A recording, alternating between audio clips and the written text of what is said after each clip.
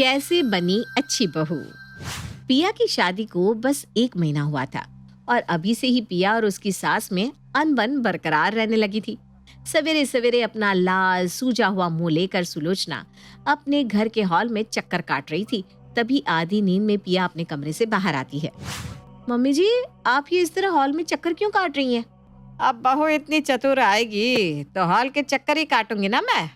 क्या बोला था मैंने तुझे कि बहू सवेरे उठना, और अभी 7 बज रहे हैं। ये कोई वक्त होता है उठने का?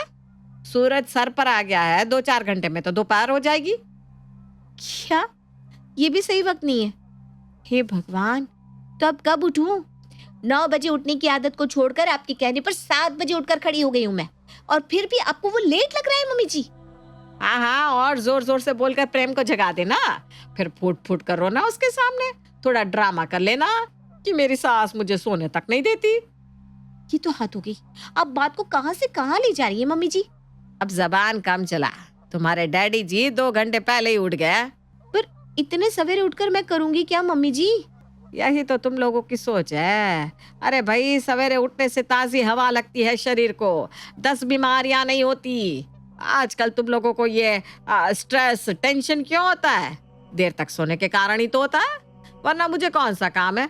मैंने तो ब्याह दिया अपना बेटा, पर उठती हूँ ना सवेरे।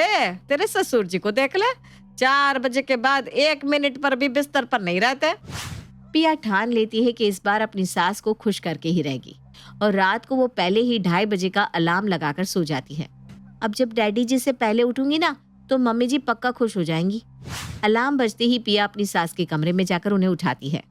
मम्मी जी, मैं उठ गई, बताइए ना क्या करना है? हवा लेकर आऊं क्या छत से?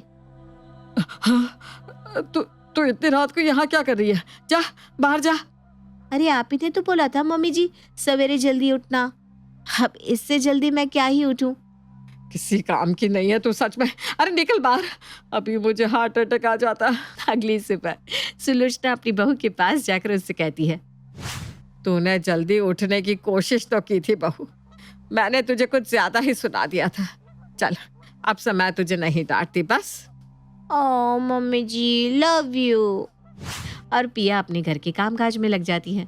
सबसे पहले पिया के ससुर जी नहा कर आते हैं और उनके कपड़े मशीन में डालकर पिया धो देती है। कुछ देर बाद पिया की ननद नहा कर आती है। पिया फिर से मशीन ऑन कर देती है, और इसी तरह जैसे जैसे लोग नहाते जाते पिया बार बार मशीन ऑन करती जाती, और 5वीं बार जैसे ही पिया मशीन ऑन करने जाती है सुलोचना पिया पर फूट पड़ती है। हाँ, फूंक दे इसे, जानबूझकर करती है ना तू ऐसा बहू। एक काम कर, जला ही दे इस मशीन को, क्योंकि जिस हिसाब से तू इसका इस्तेमाल कर रही है 1 महीने से ज्यादा तो ये वैसे भी नहीं चलने वाला। पर आज सुबह ही तो आपने मुझे कहा था कि आप मुझे नहीं डांटेंगी मम्मी जी। मैं डांटना चाहती भी नहीं, पर तू काम ही ऐसा करती है। जब सारे कपड़े एक बार में धुल सकते हैं तो 10 बार मशीन क्यों चलाना? 1 मिनट मम्मी जी, मैं डायरी में ये बात लिख लेती हूँ, ताकि आप बाद में ये ना कह सके कि आपने ऐसा कुछ नहीं कहा था। अगले दिन सुलोचना किचन के कुछ कपड़े, घर का पोछा, अपनी साड़ी और पिलो कवर धोने के लिए निकालती है, और अपनी सास की बात को याद रखती हुई पिया सारे कपड़े एक साथ धोने के लिए मशीन में डाल देती है। अरे ये मेरी 10,000 रुपए की साड़ी थी बहू, कर दिया सत्यानाश तूने इसका। वाह मम्मी जी, मैं लाकर दिखाऊं डायरी? कल ही आपने मुझे बोला था कि मशीन एक ही बार चलेगा। अब मुझे जानबूझकर परेशान करना चाहती है ना मम्मी जी? ये तो हद ही हो गई। ये कहकर रोती हुई पिया अपने कमरे में चली जाती है और अपनी फ्रेंड को कॉल लगाती है। कैसी किस्मत है यार मेरी, जो मुझे ऐसी सास मिली। हर बात पे इन्हें मुझसे लड़ना है, जब देखो बस लड़ाई लड़ाई। मैं कितनी भी कोशिश कर लूं अच्छी बहू बनने की, पर ना मेरी बात उन्हें समझ में आती है ना उनकी बात मुझे। ये तेरे पीछे से बर्तन पटकने की आवाज क्यों आ रही है? अरे यार, मेरी सास है, निकाल रही है गुस्सा। उन्होंने मुझे कहा था कि बाहर का कोई भी आए तो उन्हें क्रॉकरी सेट में खाना देना और घर वालों को स्टील के बर्तन में। अब कल मेरी ननद आई तो मैंने उसे स्टील के बर्तन में खाना दिया, तो अब मेरी सास ना कलेश कर रही है। अब बताओ, ननद को घर की बोलो तो कलेश, बाहर की बोलो तो कलेश। तो तेरे घर में भी यही चल रहा है। हाय राम, तो अब मेरी मदद कौन करेगा? इसी सोच में पिया अपने घर में चक्कर काट रही थी कि दरवाजे पर सब्जी वाली उसे आवाज लगाती है। सब्जी ले लो, सब्जी, ताजी ताजी सब्जी भाभी। आई आई सब्जी लेने बिंदिया बाहर जाती है, पर उसके दिमाग में सवाल तो यही घूम रहा था कि किस तरह वो अच्छी बहू बने, और इसका जवाब जानने के लिए वो बिंदिया से इस बारे में पूछती है।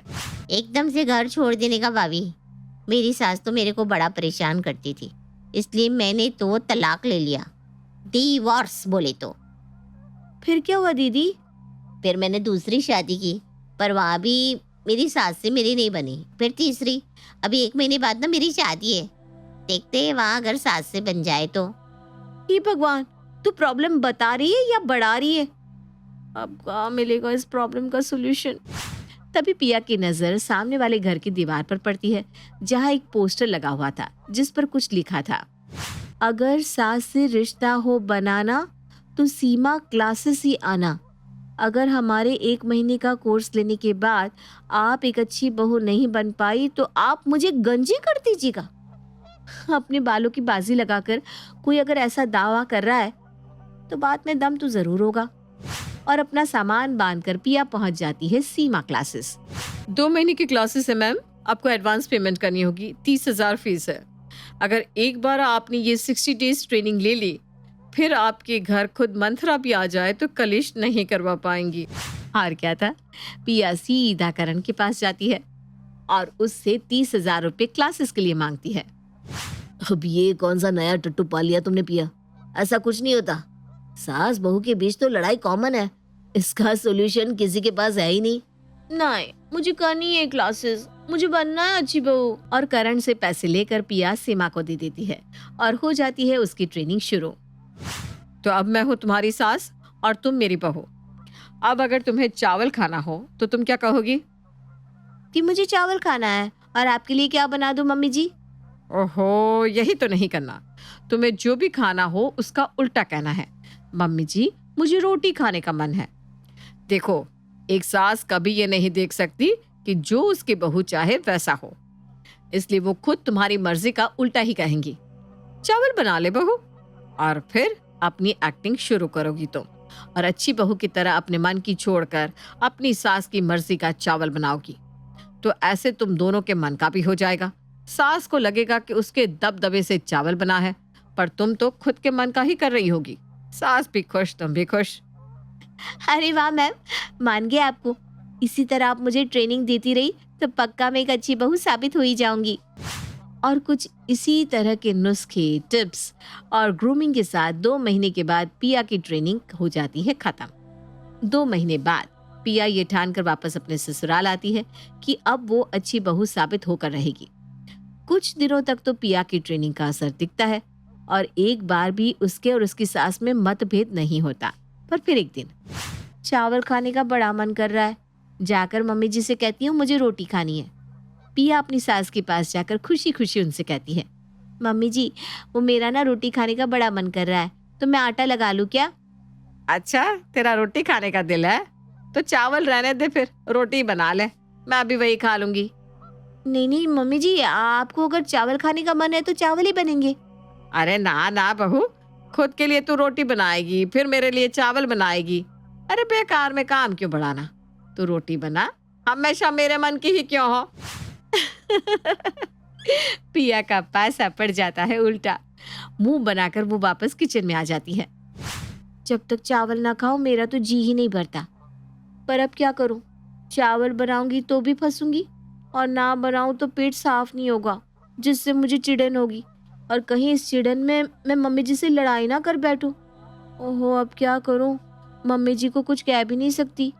पिया वो सारी कोशिश कर रही थी जिससे वो एक अच्छी बहू साबित हो सके, पर अब उसके पास से उल्टे पड़ रहे थे। रात को जब करण कमरे में आता है, पिया उससे कहती है, जब देखो तुम मेरे पास बैठे रहते हो, मम्मी जी को क्या लगता होगा कि मैंने तुम्हें उनसे छीन लिया? अरे ऐसा क्यों लगेगा मम्मी को, मैं शादी के पहले भी कौन सा उनके पास जाकर बैठा रहता था, मुझे तो शुरू से ही अकेले रहने की आदत है। नहीं नहीं नहीं, मुझे कुछ नहीं पता, तुम मम्मी जी के साथ वक्त बिताओगे, चाहे कुछ भी हो जाए, मुझे एक अच्छी बहू बनना है। और अब तो मेरे 30,000 रुपए भी लग चुके हैं, तो मैम के नुस्खे तो यूज करने ही होंगे ना। मैं कितनी कोशिश कर रही हूँ करण अच्छी बहू बनने की, और तुम मेरी जरा से भी हेल्प नहीं कर सकते। अरे कर दूंगा बाबा, पर उससे होगा क्या? मैम ने कहा था जब बहू के होते हुए भी बेटा माँ के पास जाए तो उसे ऐसा लगता है कि उसका बेटा अभी भी उसका ही है, अपनी बहू के पल्लों में नहीं बन गया। अपने बेटे को अपने पास देखकर वो सेटिस्फाइड फील करती है और फिर अपनी बहू से लड़ाई नहीं करती। पर रात के 2 बजे माँ सोने गई होगी। पर पिया कहाँ सुनने वाली थी। वो रात के 2 बजे ही करण को अपनी सासू माँ के बेडरूम में भेज देती है। अंधेरे कमरे में गहरी नींद में सोई हुई अपनी माँ से वो क्या ही बात करता। करण को कुछ समझ में नहीं आता। वो अपनी माँ और पापा के बीच में जाकर सो जाता है। करण के हाथ लगने से सुलोचना की नींद खुल जाती है। कौन है जी, बत्ती चालू कीजिए, लगता है हमारे कमरे में कोई आ गया। सुलोचना की आवाज सुनकर महेंद्र जी लाइट ऑन करते हैं। अरे मैं हूँ मम्मी। न जाने तुम मियाँ बीवी को क्या हो गया है? सारी बात तुम दोनों को रात में ही क्यों करनी होती है? क्यों आया है तू यहाँ? अरे मम्मी, वो पिया कह रही थी कि मैं आजकल आपके साथ टाइम स्पेंड नहीं करता, इसलिए उसने मुझे आपके साथ बात करने को भेजा है। हैं? और ये थी पिया की दूसरी नाकाम कोशिश जो पूरी तरह फ्लॉप हो चुकी थी। अगली सुबह पिया देखती है कि सुलोचना अकेले ही हॉल में बैठी हुई है। लगता है मम्मी जी का आजकल मन नहीं लग रहा। अरे हाँ, ये आइडिया मेरे दिमाग में क्यों नहीं आया। मम्मी जी मुझे हमेशा ताने देती रहती है कि मैं अपने मायके वालों को बहुत इंपॉर्टेंस देती हूँ, तो क्यों ना इस बार मैं मम्मी जी के मायके वालों को इंपॉर्टेंस दूँ।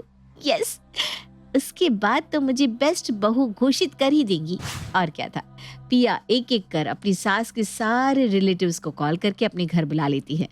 सुलोचना आराम से पैर पर पैर रखकर टीवी देख रही थी, तब वो देखती है कि दरवाजे से सबसे पहले उसकी भाभी घर आती है, फिर उसके भाई, फिर उसकी बहन की सास, उसकी देवरानी, उसकी जेठानी, और ऐसे एक एक कर पूरा कुनबा ही वहां आ जाता है। हे भगवान, ये विनीता यहाँ कैसे आ गई? गले का हार खोलना पड़ेगा वरना ये कलेश करने बैठ जाएगी कि मरते वक्त माँ जी तो मुझे ये गले का हार देकर गई थी, आपके पास कहाँ से आ गया? और ये दीदी की सास को तो छुआछूत की बीमारी है। हे भगवान, ये लोग अचानक मेरे घर पर क्या कर रहे हैं? बिस्तर साफ तो है ना बहू? हाँ हाँ माँ जी, अभी थोड़ी देर पहले ही सोफे को सर्फ से धोया था, आप बैठ सकते इस पर। चल जा, मेरे लिए चाय बना कर लिया। और हाँ, सब कुछ साफ सुथरा होना चाहिए। किसी का हाथ अगर लगा तो तू जानती है ना। अरे आप टेंशन मत लीजिए माँ जी, मुझे पता है आपने जीवन भर के लिए व्रत रखा है, इसलिए मैं कैसे भी आपकी चाय में हाथ नहीं लगाऊंगी। तभी पिया वहां आती है। अब तो आप अकेलापन महसूस नहीं कर रही है ना मम्मी जी? इन सबको मैंने आपसे मिलने के लिए बुलाया था। कैसा लगा मेरा सरप्राइज? मोहल्ले वालों को क्यों छोड़ा बहू, उनको भी बुला लेती। ये सारे के सारे तो मेरे दुश्मन बने बैठे हैं, सबको मेरे ही हाथ का खाना खाना है। हद हो गई। वो मेरी देवरानी विनीता मेरे कमरे में ऐसी पसरी हुई है जैसे वो उसी का कमरा हो। तू जानबूझकर कर रही है ना ऐसा? कर दिया ना तूने सत्यानाश मेरी छुट्टी का। जितना भी कर लो मम्मी जी कभी खुशी नहीं हो सकती। काम डाउन पिया, तुझे लड़ना नहीं है। तभी विनीता हॉल में आकर सबसे कहती है, क्या आप सब कब से भाभी से काम करवा रहे हैं? सुबह से बेचारी भाग भाग कर हमारे नाश्ते पानी का इंतजाम कर रही है। दोपहर में भी उन्हें इतने सारे लोगों का खाना बनाना पड़ा। उससे तो अच्छा मैं कहती हूँ हम सब बाहर ही खाना खाने चलते हैं। कैसा लगा आइडिया? और उसके बाद शॉपिंग। और बाहर लंच की बात सुनते ही सभी फौरन तैयार होकर दरवाजे पर पहुंच जाते हैं। मैंने गूगल किया है, यहाँ एक 5 स्टार होटल है, वहीं चलते हैं। रेस्टोरेंट पे पहुंचते ही सभी खाने पर टूट पड़ते हैं और एक ही बार के खाने में लग जाता है सुलोचना का 40,000 रुपए का चूना। और लगता भी क्यों ना, एक तो रेस्टोरेंट 5 स्टार, ऊपर से सभी लोग खा भी ऐसे रहे थे मानो सालों से भूखे हो। सब अपने अपने पैसे दे दे ताकि भाभी पर भारी नहीं पड़ेगा। तुम खुद को ना ज्यादा तेज मत समझो। भाभी से छोटे हो, छोटे ही रहो। अगर सबने अपने अपने पैसे दे दिए तो भाभी को कितना बुरा लगेगा। क्यों भाभी, सही कह रही हो ना? कोई बात नहीं भाभी, आप बुरा मत मानिए। कीजिए बाबा, आप ही पेमेंट कीजिए बस। खाने के बाद अब बारी थी शॉपिंग की। फिर सभी शॉपिंग करने साड़ी के शोरूम में पहुंचते हैं, जहां दोनों सास बहू को एक ही साड़ी पसंद आती है। और आप तो जानती हैं एक औरत कुछ भी बर्दाश्त कर लेगी, पर अपने मनपसंद की साड़ी किसी और के हाथ में जाता देखना बर्दाश्त नहीं कर पाती। और हो जाता है पिया का सारा कंट्रोल फेल। अब तक अपनी सास के सारे ताने सुनने के बाद भी एक भी रिस्पॉन्स ना देने वाले पिया फूट पड़ती है। बाप रे बाप, आपको तो शांति नहीं है। आप चाहती नहीं है कि मैं चुप रहूं? अरे भाई, ढेरों साड़ियां हैं यहाँ पर। जिस साड़ी को मैंने छू लिया, आपको वही साड़ी चाहिए क्योंकि जवान दिखना चाहती है ना? हाँ, मेरी परतर करनी है ना आपको। पर समझ लीजिए, 60 साल की बूढ़ी हो गई हैं आप। कितनी भी कोशिश कर ले, आप पिया नहीं बन पाएंगी। इस बुढ़ापे में भी तुझसे ज्यादा खूबसूरत हूँ मैं। जरा आईने में चेहरा देखा अपना। और दोनों सास बहू के झगड़े में साड़ी के 2 टुकड़े हो जाते हैं। अब तो ये साड़ी कोई नहीं पहन सकता। तो कैसा लगा मैडम? हो गई आपकी ट्रेनिंग फ्लॉप?